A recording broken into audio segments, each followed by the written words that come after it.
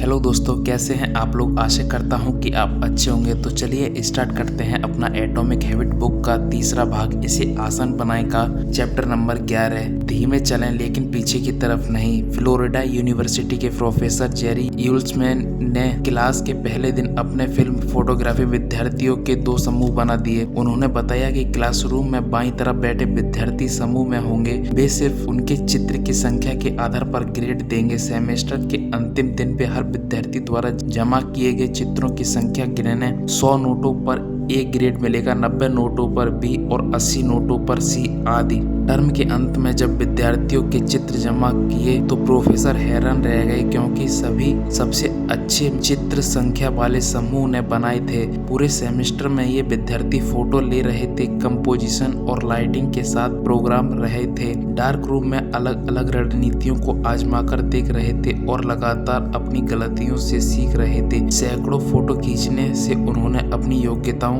को निखार और तराश लिया। दिलचस्प बात यह थी कि इस दौरान गुणवत्ता समूह के विद्यार्थी हाथ पर हाथ धरकर बैठे थे और आदर्श चित्र के बारे में सोच रहे थे। इसका नतीजा यह हुआ कि उनके पास अंत में देखने के लिए अपुष्ट सिद्धांतों और एक औसत फोटो से ज्यादा कुछ नहीं था। परिवर्तन की सर्वश्रेष्ठ योजना खोजने की कोशिश में आप आसानी से उलझ सकते हैं। वजन कम करने का सबसे तेज तरीका है मांसपेशियां बनाने की सर्वश्रेष्ठ योजना। पार्ट टाइम व्यवसाय का आदर्श विचार। हम सर्वश्रेष्ठ नीति के बारे में ज्यादा और इतनी देर तक सोचते रहते हैं कि कभी काम शुरू कर ही नहीं पाते। जैसा वेटलेयर ने लिखा, सर्वश्रेष्ठ अच्छे का शत्रु है। मैं इसे चेष्टा और काम के बीच का अंतर कहता हूँ। दोनों विचार समान लगते हैं लेकिन वे समान नहीं हैं। जब आप चेष्टा करते हैं तो आप योजना बनाते हैं, रणनीति बना रहे हैं या अध्ययन करते हैं। ये सभी चीजें अच्छी हैं लेकिन इनमें परिणाम नहीं मिलते। दूसरी तरफ काम हमेशा परिणाम देता है। अगर मैं लेखों में दिए गए 20 विचारों को रेखांकित करता हूँ जिन पर मैं लिखना चाहता हूँ तो यह चेष्टा है। दूसरी ओर अगर मैं बैठकर एक लेख लिखता हूँ तो यह काम है। अगर मैं बेहतर डाइट प्लान की खोज करता हूँ और इस बारे में कुछ पुस्तकें पढ़ता हूँ तो यह चेष्टा है। अगर मैं सचमुच स्वस्थ आहार खाता हूँ तो यह काम है। कई बार चेष्टा उपयोगी होती है लेकिन इससे कभी सीधे परिणाम उत्पन्न नहीं होते।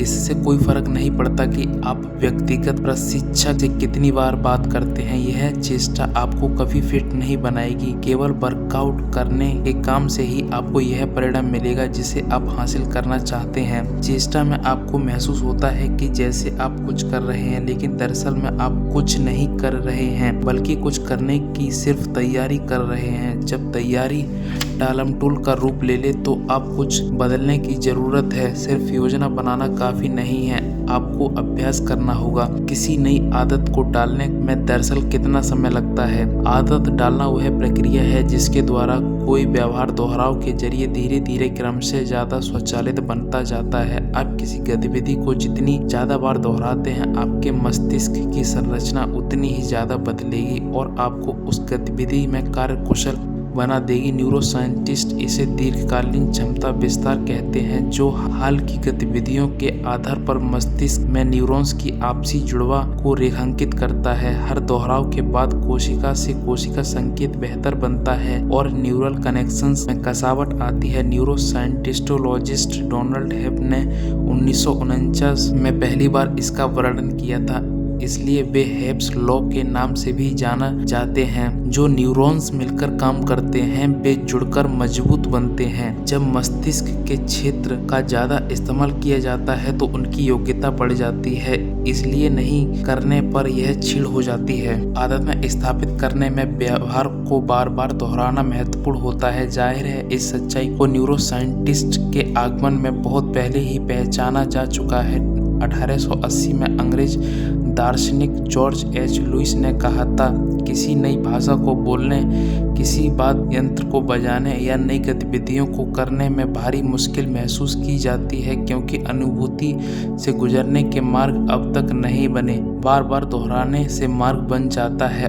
यह मुश्किल दूर हो जाती है। ये कार्य इतने स्वचालित हो जाते हैं कि उन्हें बिना किसी चेतन विचार के भी किया जा सकता है। सहज बोध और वैज्ञानिक प्रमाण दोनों ही इस बात की पुष्टि करते हैं दोहराव परिवर्तन का रूप है। मैं एक बहुत आम प्रश्न पूछता हूँ, किसी नई आदत को डालने में कितना समय लगता है? लेकिन लोगों को दरअसल यह सवाल पूछना चाहिए, किसी नई आदत को डालने के लिए उस व्यवहार को कितनी बार दोहराने की जरूरत है? यानी किसी आदत को स्वचालित बनाने के लिए उसे कितने बार दोहराना जरूरी है। अभ्यास के संदर्भ में दरअसल यह मायने नहीं रखता कि किसी आदत को स्वचालित होने के लिए कितना समय लगता है। मायने तो यह रखता है कि आप वे काम बार बार करते हैं जिनकी जरूरत आपको प्रगति करने के लिए होती है। कई काम पूरी तरह स्वचालित हैं या नहीं, यह कम महत्व का विषय है। किसी आदत को बनाने के लिए आपको इसका अभ्यास करने की जरूरत होती है। यह अभ्यास को करने का सबसे प्रभावी तरीका व्यवहार परिवर्तन के तीसरे नियम का पालन करना है। इसे आसान बनाए। आने वाले अध्यायों में आपके सामने स्पष्ट हो जाएगा कि यह काम कैसे करना है। अध्याय सारांश, जो हमने पाठ पढ़ा है इसका निचोड़। व्यवहार परिवर्तन का तीसरा नियम यह है कि इसे आसान बनाए। योजना नहीं बल्कि अभ्यास सीखने का दूसरा प्रभावी रूप है। चेष्टा करने पर नहीं बल्कि काम करने पर ध्यान केंद्रित करें। आदत डालना वह प्रक्रिया है जिसके द्वारा कोई व्यवहार दोहराव के जरिए क्रम से ज्यादा स्वचालित बनता है। महत्वपूर्ण यह नहीं है कि आप किसी आदत को कितने समय तक कर रहे हैं, ज्यादा महत्वपूर्ण तो यह है कि आपने उसे कितने बार किया। न्यूनतम प्रयास का नियम, ये हम पढ़ेंगे चैप्टर नंबर 12 में, यानी कि कल। तब तक के लिए bye, good bye, take care. और जाते जाते चैनल को सब्सक्राइब और वीडियो को लाइक करना ना भूलें। Thank you.